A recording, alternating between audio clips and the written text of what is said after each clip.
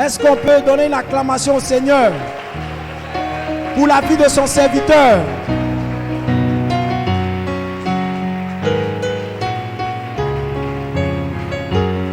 Merci à vous, que Dieu vous bénisse. Vous pouvez vous asseoir.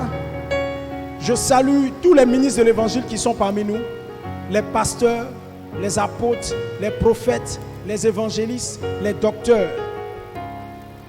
Cet événement est un événement ouvert.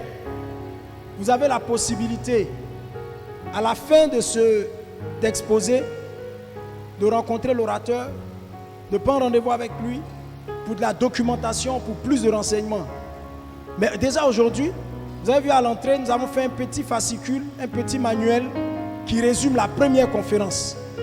Et ce manuel, nous vous le proposons pour la modique somme de 1000 francs afin de pouvoir couvrir les frais de reproduction.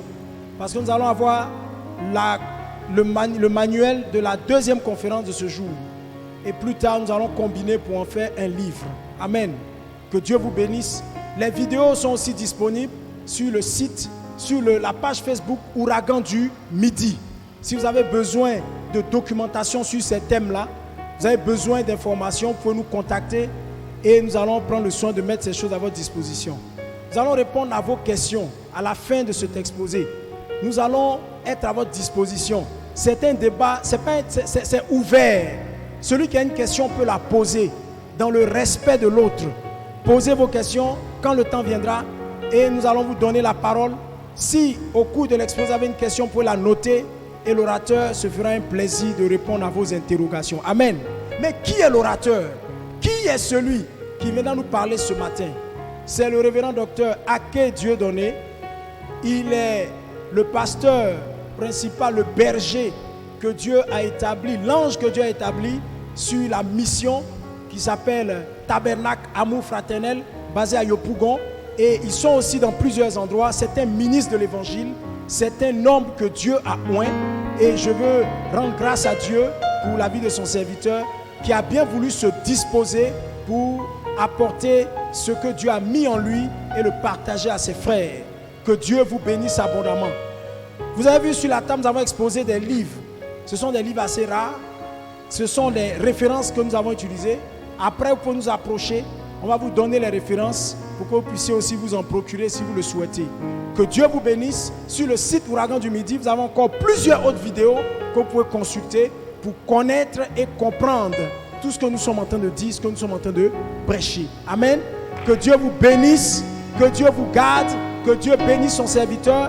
À côté de lui, il y a le pasteur Nguessan Charles qui est son bras droit, son collaborateur au sein de la communauté Tabernacle Amour Fraternel.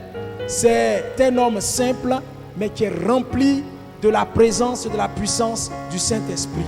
Amen. Je suis votre serviteur, je suis à votre disposition, l'évangéliste Akenan.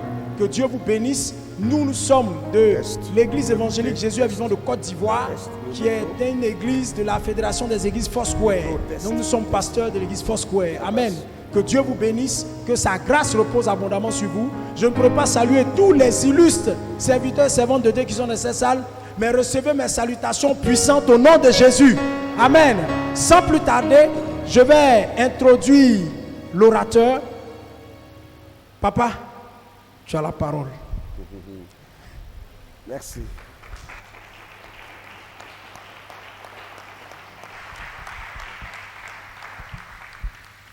Ok, éminents serviteurs et servantes du Seigneur,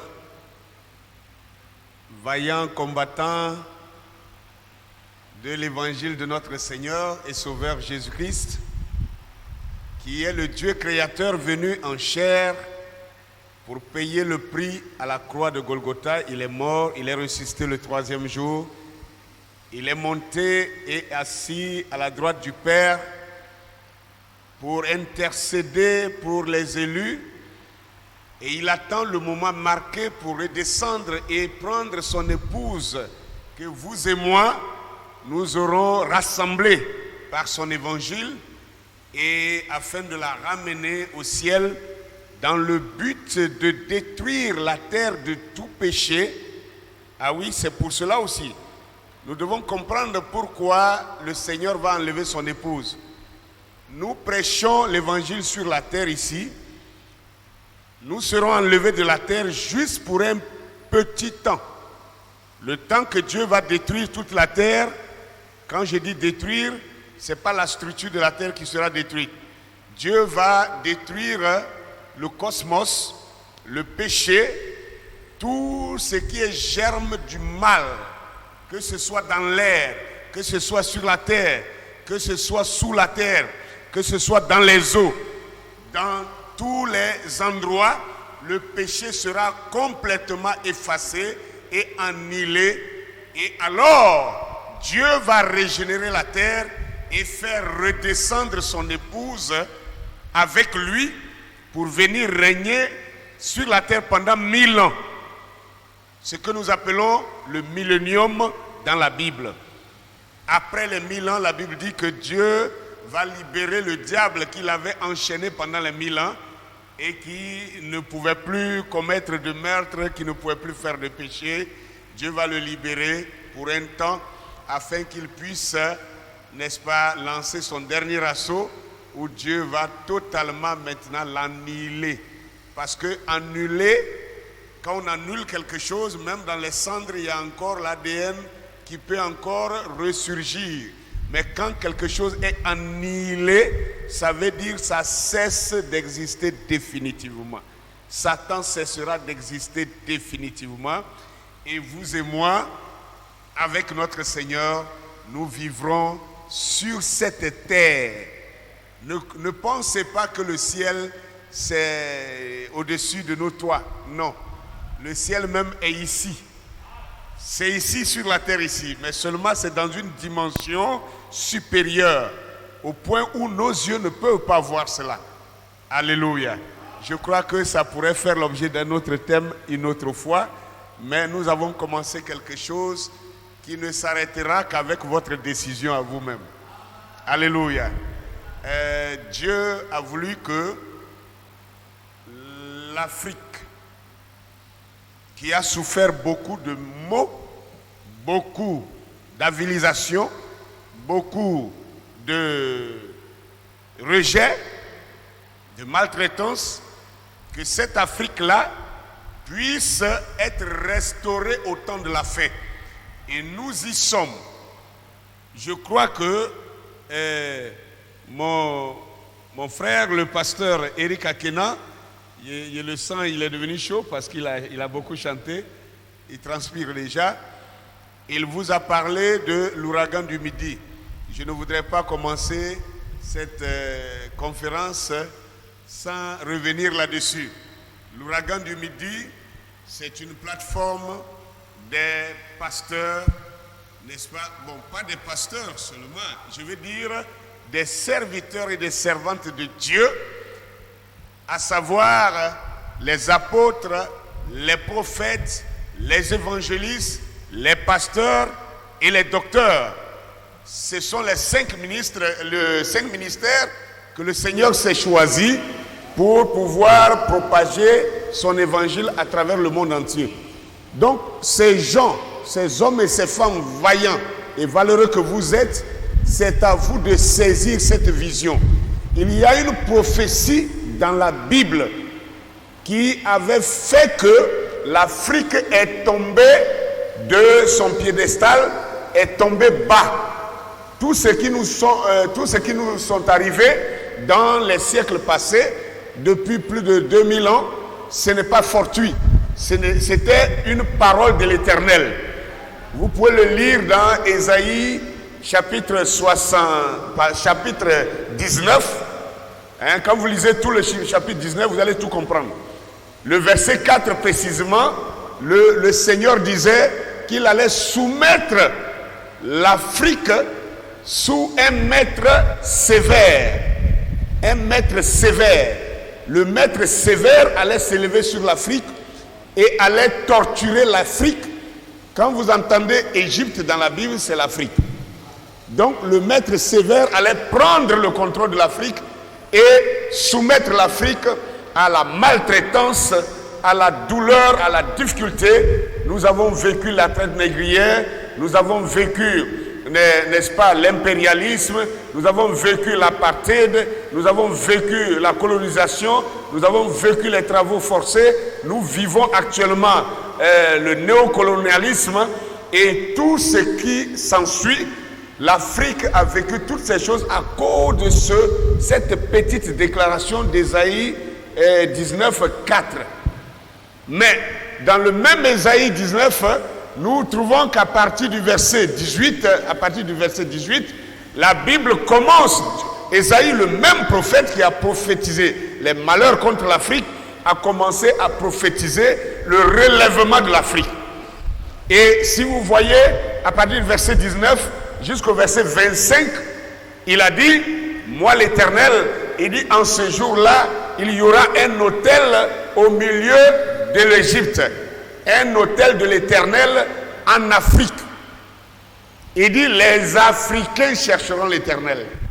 Ils croiront en l'Éternel. Et ils crieront à l'Éternel à cause de leurs oppresseurs. Et l'Éternel leur enverra un défenseur pour les délivrer. Alléluia. Et il va loin pour dire, les Africains, donc les Égyptiens, donc les Africains, n'est-ce pas, ils se convertiront à l'Éternel et ils feront des vœux à l'Éternel et l'Éternel les exaucera. Il dit, moi l'Éternel, je frapperai l'Égypte, donc l'Afrique, je frapperai l'Afrique, mais je les guérirai.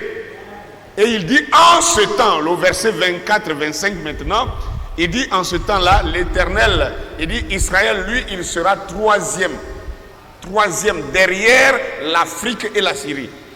Il dit, moi l'Éternel, je bénirai ces nations en disant, béni soit l'Afrique, mon peuple, la Syrie, œuvre de mes mains, et Israël, mon héritage. Donc Israël va aller maintenant en troisième position.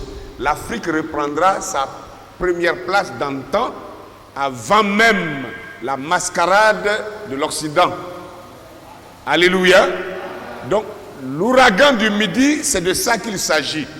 Il s'agit que les serviteurs de Dieu que nous sommes, vous et moi, nous saisissons la révélation de cette écriture d'Ésaïe 19 et que nous comprenions que nous sommes maintenant dans la saison du relèvement de l'Afrique et que nous puissions prendre cette révélation et aller vers nos peuples, parce que vous savez, il n'y a pas de liberté sans ouverture de l'esprit.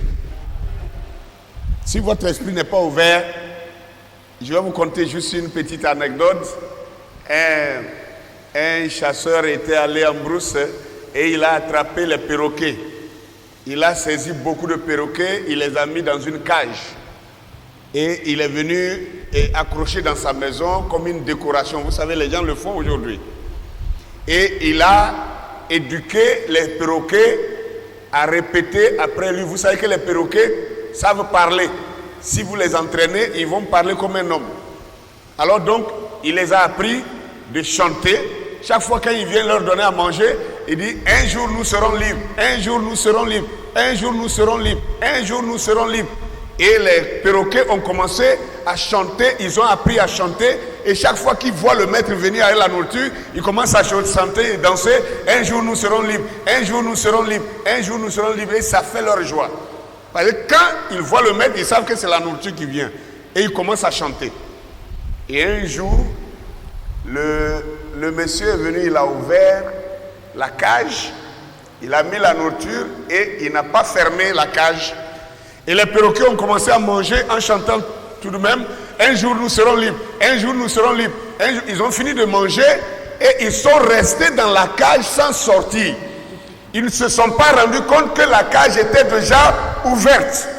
Et ils ont continué à chanter, un jour nous serons libres. Le lendemain, le maître revient encore pour regarder si ces perroquets étaient déjà partis puisqu'il les a libérés. Ils voient, dès qu'ils l'ont vu, un jour nous serons libres. Ils ont commencé à chanter encore et à danser. Et quand il est venu, il les a assistés, il a donné à manger encore. Il dit, ah d'accord, vous n'avez pas besoin de liberté. Il a fermé. Chers amis, chers collègues, serviteurs de Dieu, ne soyons pas les perroquets de ce monsieur. Malheureusement, c'est comme ça que les Africains agissent. Dites à un Africain, tu es maudit. Il va venir vous saluer pour dire non. Toi, tu es un homme de Dieu. Tu dis la vérité. Nous sommes maudits. Si on n'est pas maudit, pourquoi alors les Blancs sont meilleurs que nous? Si on n'est pas maudit, pourquoi alors les Blancs, l'Occident est plus développé que nous? Si on n'est pas maudit, pourquoi nous on n'a pas de voitures, on n'a pas ceci, on n'a pas cela? Mais dites à un Africain, tu es béni. Il dit, toi là, selon le langage d'Abidjan, toi tu es malo, hein? On est béni comme ça. Toi tu es un faux homme de Dieu. Où est la bénédiction?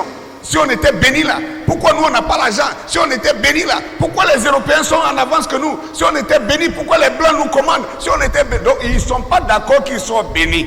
Ils sont d'accord qu'ils sont maudits. Ça c'est un jour nous serons libres. Ne soyons pas comme ça. Nous devons commencer à éveiller la conscience des peuples que nous dirigeons. Parce que tout commence par la connaissance, l'ouverture de l'esprit, même la foi. La foi ne rentre pas dans le cœur directement comme ça. La foi rentre par la pensée. Nous prêchons aux gens qui nous écoutent et quand la parole entre, ça fascine leur manière de penser. S'ils pensaient que c'était un caillou qui l'a créé, notre évangile l'amène à changer de pensée et à le connecter au vrai créateur et sa manière de percevoir les choses change. Donc c'est par la pensée que la foi entre. La porte de la foi, c'est notre pensée. C'est pourquoi le Seigneur Jésus un jour il a dit, il a posé la question aux pharisiens, que pensez-vous du Christ? Il n'a pas dit que croyez-vous de lui. Il dit que pensez-vous de Christ? Et certains ont dit, nous pensons qu'il est le fils de David. Il dit, ok, si le Christ est le fils de David, pourquoi alors le Christ lui-même animé par le Saint-Esprit, il a dit à David, alléluia, que le Seigneur a dit à mon Seigneur, David lui-même a dit, mon Seigneur a dit à mon Seigneur, assois-toi à ma droite jusqu'à ce que... Donc, si le Christ est le fils de David, comment David lui-même, il appelle le Christ son Seigneur? Donc, la question était, que pensez-vous du Christ? Donc, vous voyez que la pensée est la porte de la foi. Que Dieu vous bénisse. L'ouragan du midi, c'était la présentation pour que vous voyez un peu ce qui nous attend comme tâche. Je voudrais de passage saluer nos amis de ivoiretv.net qui nous ont fait l'amitié de venir couvrir l'événement. Merci beaucoup et que Dieu bénisse votre chaîne. Je crois qu'ils ont déjà tourné des émissions avec moi dans le passé et ça a donné plus d'audience encore. Je crois que vous avez encore un élément aujourd'hui. Que Dieu vous bénisse. Dieu bénisse chacun de vous. Je ne peux pas citer chacun de vous, mais je voudrais dire à ceux qui avaient été à la première édition de notre conférence et qui, je vois encore certains visages que je reconnais, que Dieu vous bénisse abondamment. Et je savais que ça ne serait pas facile pour les gens d'avaler. Moi, Dieu m'a fait la grâce de dépasser aussi le demi-siècle. Quand j'étais jeune, je tombais beaucoup malade. Et chaque fois que je tombais malade, qu'on m'envoyait à la pédiatrie, il y a 2 comprimés que j'ai fini par m'accommoder avec. C'était la Nivaquine et l'aspirine. Et la Nivaquine, si vous le savez, pour ceux qui sont anciens, ils savent ce que c'est. Et moi, ma mère était une femme de caractère et quand elle te donne la Nivaquine, elle te force à croquer. Parce qu'elle dit les enfants ont la manie de cacher le comprimé. Et là, quand tu lui donnes de l'eau pour boire, il cache ça et puis il boit l'eau simple. Après, il va jeter. Donc, elle dit croque ça. Allez, croque. Et je croque. Elle donne de l'eau. Il faut faire. Et puis je fais ça. Voilà. Et puis et elle va regarder dans tous les parois. Mais vous savez, pourquoi je parle de ce comprimé? C'est le comprimé le plus amer que j'ai jamais connu. Mais une fois qu'il entre dans l'organisme, c'est lui qui vous procure la guérison. La vérité n'est pas sucrée, s'il vous plaît. Vous êtes des serviteurs de Dieu, vous le savez mieux que moi. La vérité est amère. Nous, il est temps qu'on se pose la question, pourquoi nous aujourd'hui, serviteurs de Dieu, l'évangile que nous prêchons est applaudi, alors que les premiers apôtres qui ont marché avec le Seigneur, les premiers chrétiens, quand eux ils sont sortis pour prêcher cet évangile, on les lapidait, on les tuait même, on les jetait en prison. Si c'était pour aller dire aux gens seulement Jésus t'aime, Jésus peut te donner une femme. S'il vous plaît, doublez-moi la chaise là. Jésus vous aime, Jésus peut vous donner les femmes, Jésus va vous donner un visa pour aller en voyage. Si c'est ça, qui peut frapper quelqu'un pour ça? Jésus va vous bénir, vous aurez beaucoup d'argent. C'est ça qui est devenu notre évangile, malheureusement. Qui va vous frapper pour ça?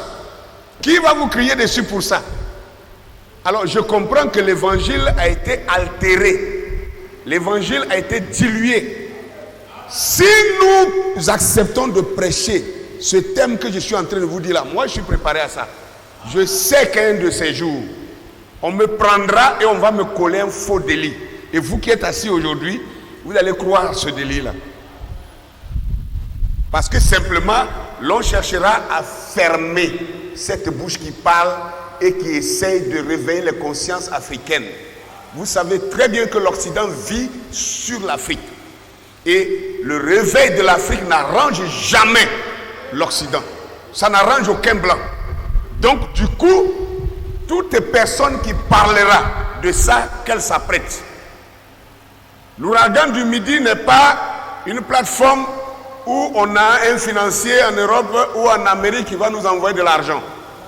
L'ouragan du Midi, c'est d'accepter une vérité crue qui va libérer notre peuple, selon Ésaïe 19, versets 1 à 25. C'est de ça qu'il est question. Et selon Séphonie chapitre 3, le verset 10. C'est de ça qu'il est question.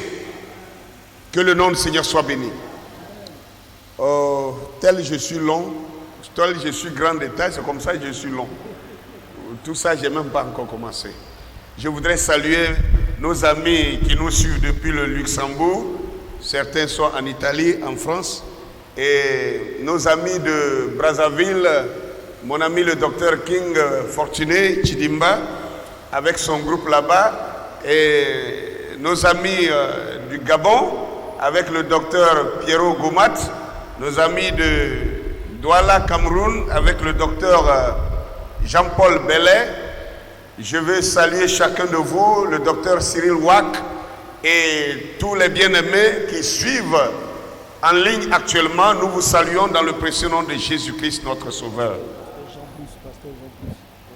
Alors, le pasteur Jean-Plus de Luxembourg, qui vraiment a accepté cette vérité crue, malgré qu'il est vraiment au milieu de la peau blanche, chose qui ne sera pas facile pour lui. Mais c'est la vérité. Nous sommes les serviteurs de Dieu, nous avons l'habitude de chanter que Jésus a dit, vous connaîtrez la vérité et la vérité vous fera quoi? Vous affranchira. Mais j'ai comme l'impression qu'aujourd'hui, nous faisons le contraire de ce que nous disons.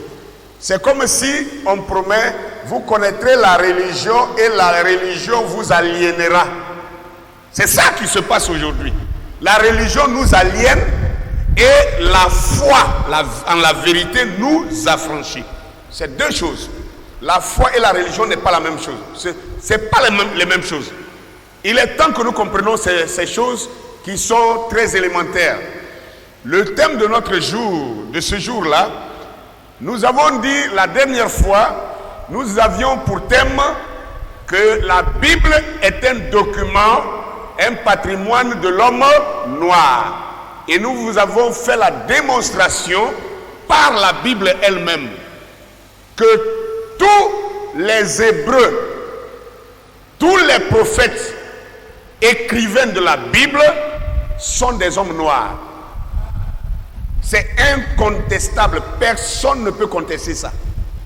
Tous les écrivains, je ne dis pas, ils ne sont pas auteurs. L'auteur, c'est Dieu. Mais Dieu a fait écrire sa parole par des prophètes. Tous les prophètes que vous voyez dans la Bible ici, il n'y a pas un blanc dedans. Tous les apôtres du Seigneur Jésus-Christ, il n'y a pas un blanc dedans. Le Seigneur Jésus lui-même n'était pas blanc. C'est ce que nous avons prouvé à la conférence passée. Alléluia. Et aujourd'hui, quand nous avons prouvé ça, et que le peuple hébreu, qu'on appelle à tort le peuple juif, parce que moi j'ai dit c'est à tort, je vais prouver ça aussi aujourd'hui, que c'est à tort qu'on les appelle le peuple juif. Mais ils sont le peuple hébreu. Alléluia. Alors, quand on a prouvé que les Hébreux de la Bible sont noirs, alors la question qui s'était suscitée, si les Juifs, les Hébreux de la Bible sont noirs, qui sont alors ceux qui occupent Israël actuel? C'était ça la question. Combien étaient là à la dernière conférence? Vous étiez là. Vous avez suivi la question. Et donc nous avons dit, ce sera un thème pour la prochaine conférence et nous y sommes aujourd'hui. Donc c'est le thème de ce jour. Si les Juifs de la Bible sont noirs, qui sont alors ceux qui occupent l'Israël actuel? Je voudrais compter sur l'assistance de mes amis et collaborateurs, le pasteur Ngué Saint-Charles et le pasteur Akena Eric, et qui vont vraiment être d'un bon soutien pour moi pendant ce temps. Alors, nous allons commencer. Je voudrais vous lire un psaume qui va nous attirer tous et qui va nous connecter à ce thème ce matin avant qu'on le commence. Ce psaume, où est-ce que j'ai mis mes lunettes? Ok. Ce psaume, c'est le psaume 50, le verset 5. Le psaume 50, le verset 5 nous dit: rassemblez-moi mes fidèles qui ont fait alliance avec moi par le sacrifice. Rassemblez-moi mes fidèles qui ont fait alliance avec moi par le sacrifice. Quels sont ces fidèles qui ont fait alliance avec l'Éternel par le sacrifice? Je crois que premièrement, c'est vous que je suis en train de voir ici. Les imminents hommes et femmes de Dieu, les serviteurs de Dieu, vous qui avez choisi, ce n'est pas un métier facile, ne laissez personne vous faire croire qu'être un serviteur de Dieu, c'est une honte. Ne laissez personne vous convaincre que servir Dieu, c'est quand on a échoué sa vie, qu'on vient maintenant attraper une Bible. Malheureusement, c'est ce que beaucoup ont fait. Et ça fait croire maintenant que servir Dieu, c'est la dernière, n'est-ce pas, le dernier des métiers. Moi, je dirais que c'est le métier le plus noble sur la terre. Soyez fiers d'être serviteurs et servantes de l'Éternel. N'ayez pas honte de ce que vous êtes. Alors, l'Éternel a dit, rassemblez-moi mes fidèles qui ont fait alliance avec moi par le sacrifice. Rassemblez-moi mes fidèles. Qui doit faire le travail de rassemblement? Je crois bien que c'est vous et moi. La parole est adressée aux bergers. Cette parole ici, elle est adressée aux bergers. Pas aux laïcs, pas aux fidèles, pas aux brebis, mais aux bergers. Parce qu'il appartient aux bergers de rassembler les brebis les soirs pour les faire entrer dans la bergerie. Gloire à Dieu. Maintenant, allons sur notre thème lui-même. Avant toute chose, j'ai fait une déclaration tout à l'heure, laissez-moi clarifier ça. J'ai dit qu'on appelle à tort la nation d'Israël, on dit le peuple juif. Et j'ai dit c'est à tort. Alléluia. Vous savez, c'est pourquoi j'ai dit, il est important de rappeler que le terme juif, ou le mot juif, est issu de l'hébreu. Yehudi. Le mot juif est utilisé dans toute la Bible, ne désigne guère tout le peuple d'Israël, mais uniquement les ressortissants du royaume de Juda. Vous avez compris ça? Le peuple juif ne concerne pas tous les 12 tribus d'Israël. ça concerne seulement le royaume de Juda. Rappelez-vous qu'après la mort de Salomon, avant la mort de Salomon, un prophète est sorti de l'ordinaire et il a prophétisé contre Salomon qui avait péché en adorant les dieux de ses femmes païennes. Et ce prophète est venu devant Salomon, il a enlevé son vêtement, il a déchiré son vêtement en 12 morceaux. Alléluia. Et il a donné 2 morceaux à Salomon. Et il est reparti avec 10 morceaux qu'il allait remettre à Jéroboam. Et il a dit, ainsi parle l'Éternel. Salomon, à cause de ton péché, le royaume d'Israël sera déchiré en 2 morceaux. C'est-à-dire les 2 morceaux qu'il a donnés à Salomon, c'est quand Salomon est mort, son fils Roboam a pris le trône et Jéroboam est venu contester Roboam et ils ne se sont pas entendus. Il est parti en dissidence et les 10 tribus, il y a eu 10 tribus qui ont suivi Jéroboam pour aller créer le royaume d'Israël. Quand vous lisez dans la Bible, vous entendez le royaume d'Israël, ce n'est pas toutes les 12 tribus. Et maintenant, les 2 tribus qui étaient restées, c'est la tribu de Juda et la tribu de Benjamin. Parce que Salomon, comme David, sont issus de la tribu de Juda. Donc, c'est Salomon qui avait le trône en ce moment. Donc, il était de la tribu de Juda. Donc, il y a la tribu de Benjamin qui s'est rattachée à la tribu de Juda. Et c'est les 2 qui ont formé le royaume de Juda qui avait pour capitale Jérusalem et le royaume d'Israël créé par Jéroboam avait pour capitale la Samarie. Est-ce que vous comprenez maintenant? Donc c'est les 2 tribus là, Juda et Benjamin, qu'on a appelés les Judéens. Est-ce que je me fais comprendre? Les Judéens, dont le mot juif vient des ressortissants de la Judée. Donc ici, il dit, d'après, j'ai pris une définition conventionnelle pour que vous compreniez. D'après le très explicite Oxford Universal Dictionary, le mot sémite aussi, être sémite c'est quoi? Sémite. Parce qu'on entend trop antisémitisme. Toi tu es un antisémite actuellement. Je ne suis pas loin d'être taxé antisémite. Parce que le fait de dire que ces juifs qui sont en Israël ne sont pas les vrais, directement on va te taxer d'antisémite. Mais c'est quoi le sémite? C'est qui le sémite? Le dictionnaire de Oxford Universal nous dit ici que le mot sémite a été employé pour la première fois en 1875, donc récemment, en 1875, et décrit une personne qui appartient à la race englobant presque tous les peuples des descendants de Sem. Est-ce que vous comprenez cela? Tous les peuples des descendants de Sem. Le fils de Noé, d'après la Genèse chapitre 10 de l'Ancien Testament, et dont la langue maternelle est une langue sémite. Donc, les Acadiens, les Phéniciens, les Hébreux, les Araméens, les Arabes, les Assyriens sont tous des Sémites. Est-ce que c'est clair? Je reprends. Les Acadiens, les Phéniciens, les Hébreux, les Araméens, les Arabes et les Assyriens sont tous des Sémites. Parce qu'ils descendent de Sem, l'un des 3 fils de Noé.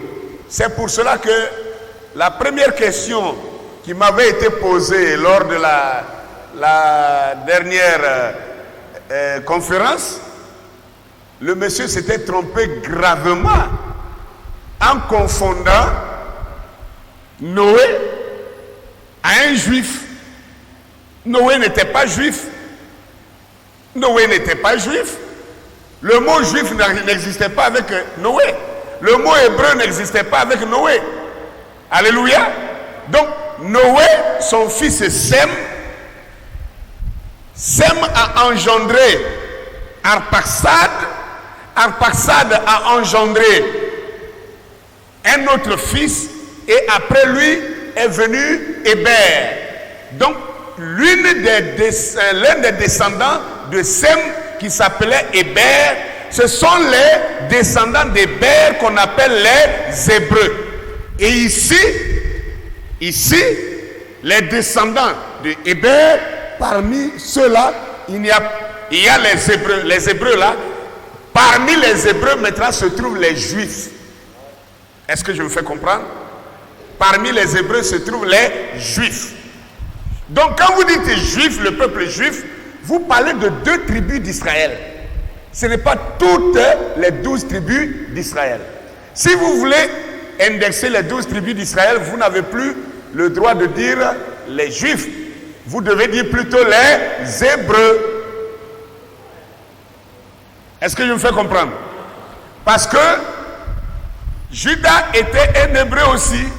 Benjamin était hébreu. Gad était un Hébreu. Asher était un Hébreu. Ruben était un Hébreu. Tous ceux-là, Ephraïm, Manassé, tous ces gens, c'était des Hébreux. Ils sont tous sortis d'un seul père appelé Jacob. Ceci étant clarifié, d'abord, un autre dictionnaire, le dictionnaire de langue de l'histoire du monde aussi a dit ceci. Il dit que le terme sémite ne s'applique pas à une race, mais à un groupe de peuples dont la langue maternelle est sémite. C'est clair. Que Dieu soit béni. Alors nous allons maintenant partir avec notre thème à proprement dit. Il s'agit de prouver qui sont ceux qui occupent Israël actuel. Sont-ils vraiment des Juifs? Sont-ils vraiment Hébreux selon la Bible? Si oui, alors on se soumet. Si non, alors qui sont-ils? Et que devons-nous faire vis-à-vis de ces gens-là? Devons-nous les craindre? Devons-nous les obéir et les respecter? Vous savez que beaucoup d'églises dans le monde entier cotisent des milliards pour envoyer en Israël. Vous savez ça? Israël vit des églises du monde. Moi, je suis allé en mission en 2009 à Ouagadougou et il y a un pasteur que je suis allé visiter. Ce pasteur-là m'a donné un lot de livres comme ça. Ils ont un mouvement qu'on appelle la LIA. Quelqu'un a-t-il entendu parler de la LIA? Pasteur, cher pasteur, je vous en prie. Il est temps de ne pas se contenter des dîmes et des offrandes, mais il est temps de s'asseoir et d'étudier profondément non seulement la Bible, mais aussi l'histoire du monde. Si nous ne connaissons pas ces choses, nous serons en train de prêcher quelque chose d'autre, pensant que nous honorons Dieu. L'histoire n'est pas faite pour rien. L'histoire, ce sont les faits réels. Mais il y a aussi 2 courants d'histoire. Il y a l'histoire des historiens de bonne foi, ce que nous recherchons, et il y a l'histoire des historiens de mauvaise foi. Par exemple, des gens qui écrivent des livres pour vouloir nous démontrer que les Égyptiens anciens étaient des Blancs. Ça, c'est quelle sorte d'historien, ça là?